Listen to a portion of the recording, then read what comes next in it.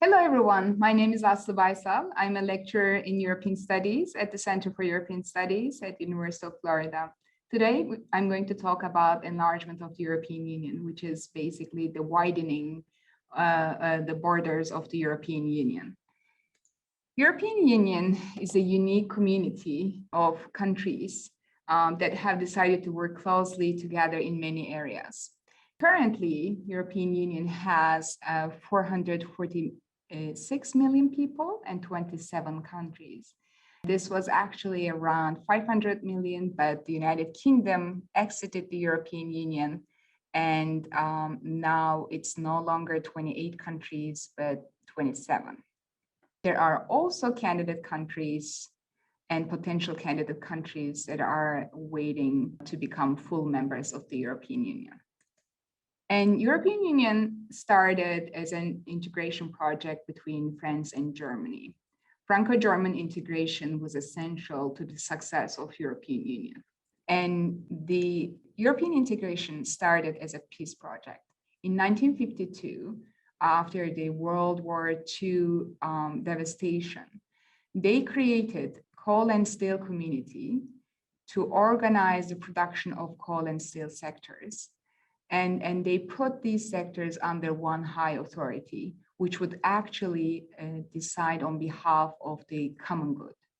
And this community eventually led to the European Union. We know that we started calling it the European Union since 1993 because of the political elements that was added to the community structure. So today, the European Union has 27 member states and 24 official languages. And the European Union is actually encouraging multilingualism by paying the cost of translation in European institutions. And they are also believing in diversity. The motto of the European Union is united in diversity. And this is where they want to celebrate diversity by still being united in their actions in various policy areas and in also common foreign and security policy. We know that the most populated country in Europe is Germany, and Germany has 83 million people after the reunification of Germany, especially. That became the most populated country in the EU institutions. And it also had greater representation within the European institutions compared to the other countries. But there is still a guarantee for smaller countries such as Malta, Luxembourg, or Cyprus to make sure that they are represented in the European institutions. And the European Union has 4 freedoms of movement: freedom of movement of goods, services, capital, and people. And this is actually the 4 main freedoms that creates a single market. The single market was a great achievement of the European Union, which actually started as a peace project. It went beyond creating peace and created economic welfare as well. And single market has led to significant reductions in the price of many products and services, including airfares or phone calls, such as cutting off the roaming charges. And there are more choice for consumers because it's a seamless single market without borders. And there are millions of new jobs, and people can actually work in any of the European Union member states if they are a European Union citizen. And there are also more opportunities for businesses as well. Because there was this need to create a single currency as a result of this goal of having a single market, they created the euro. And the euro is actually very useful tool because it actually makes the single market function without any problems. There's no fluctuation risk or foreign exchange costs because now there is the euro, and there's more choice and stable prices for consumers. And there's also closer economic cooperation between EU countries, and it can be used everywhere in the euro area. And it's also a very strong currency in international markets.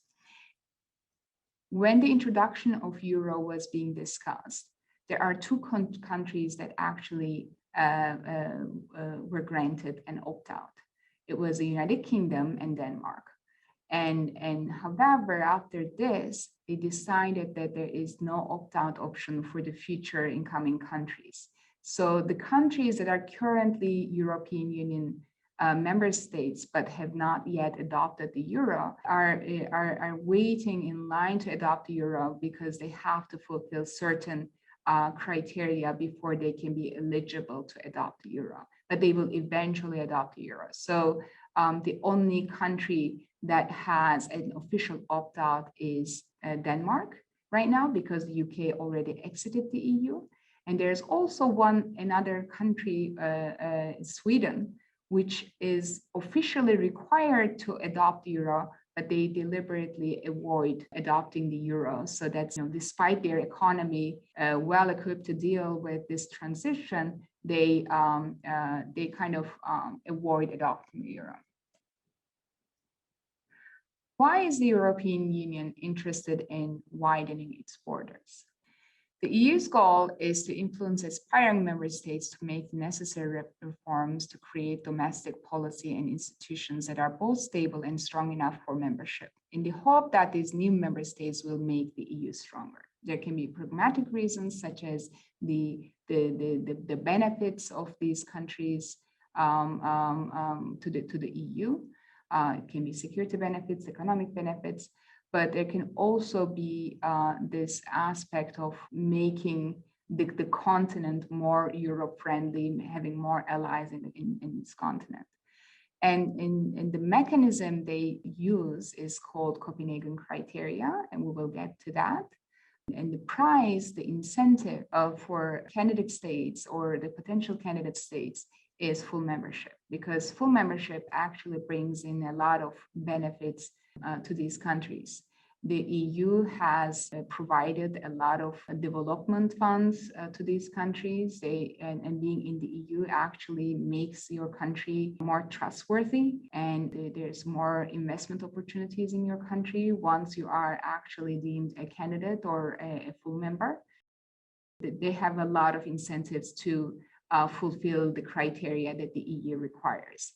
And in return, the EU becomes a more peaceful, aspiring United States of Europe. European Coal and Steel Community started with original 6 members: France, Germany, Italy, and Benelux countries, Belgium, Luxembourg, and Netherlands. After that, we see that the EU widened over the years.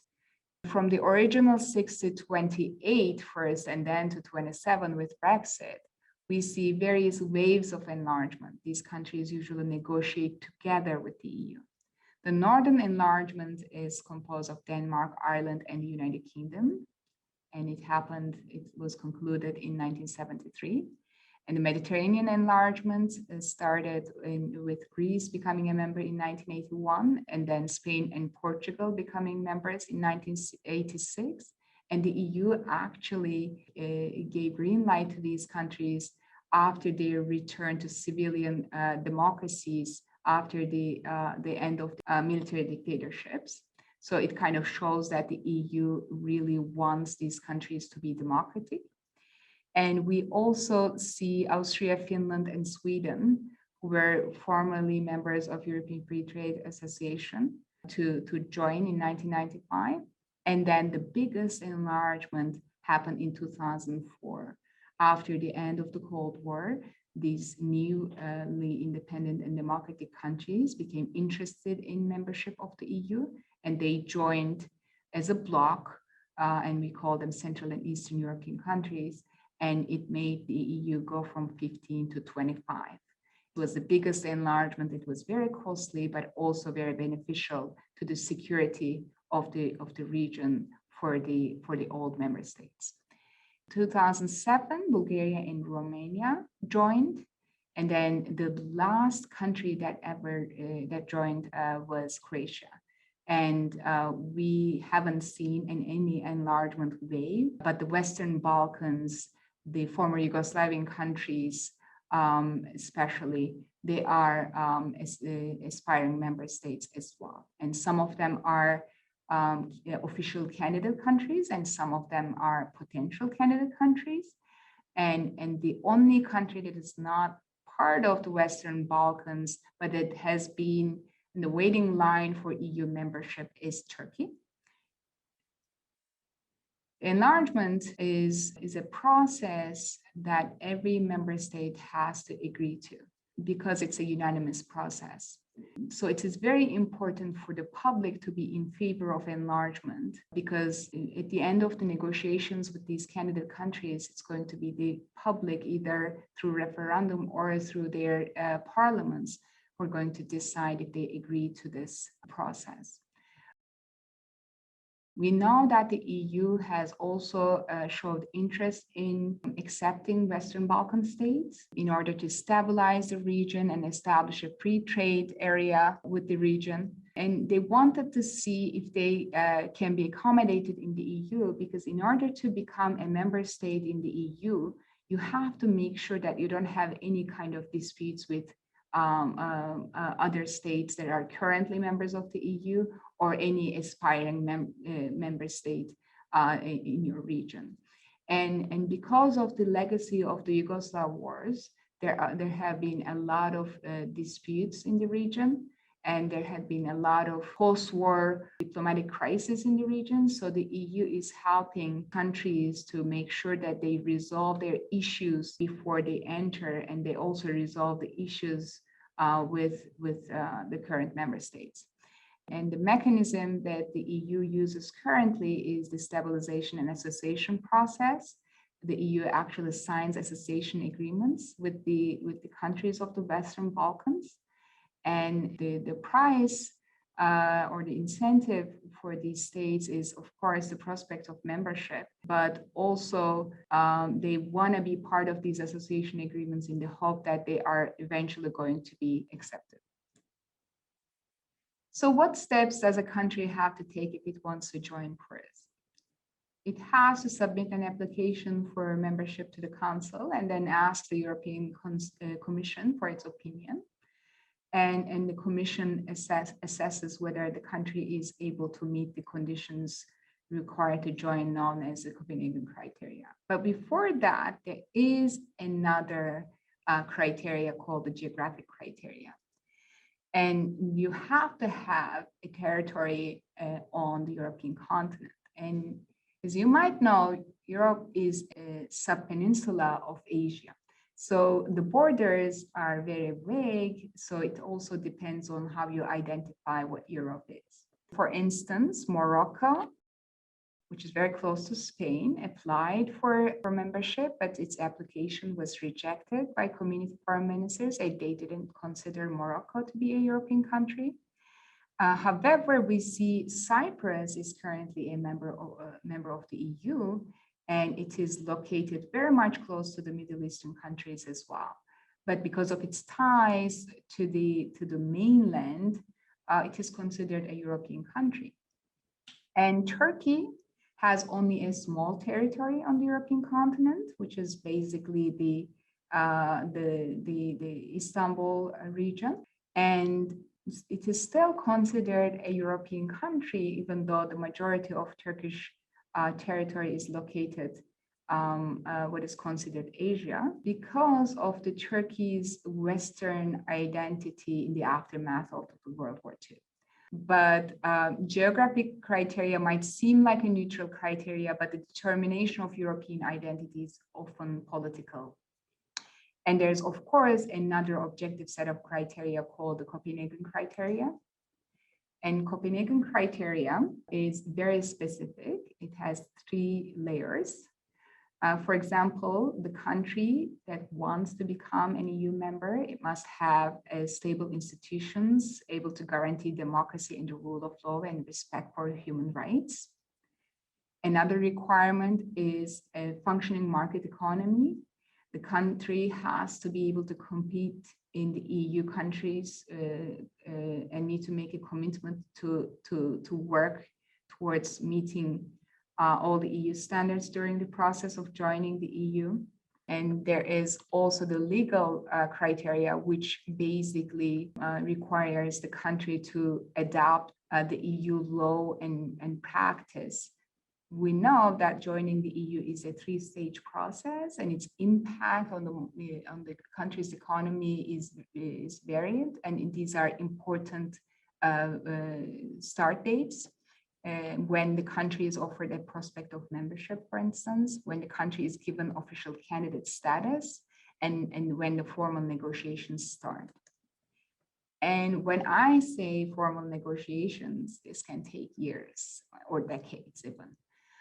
There are 35 chapters of the EU law, and the country has to meet and adapt to these policy areas: free movement of goods, free movement of capital, company law, intellectual property law, judiciary and fundamental rights, science and research.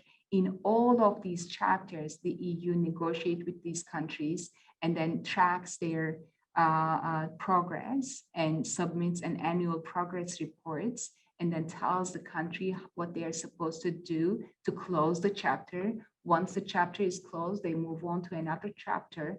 There can be simultaneous chapters that are being negotiated as well, but it is a tedious process, and sometimes the countries might be discouraged from continuing with these negotiations. So it's very important for the public to know, to be a pro-European Union, to keep the enthusiasm for EU membership.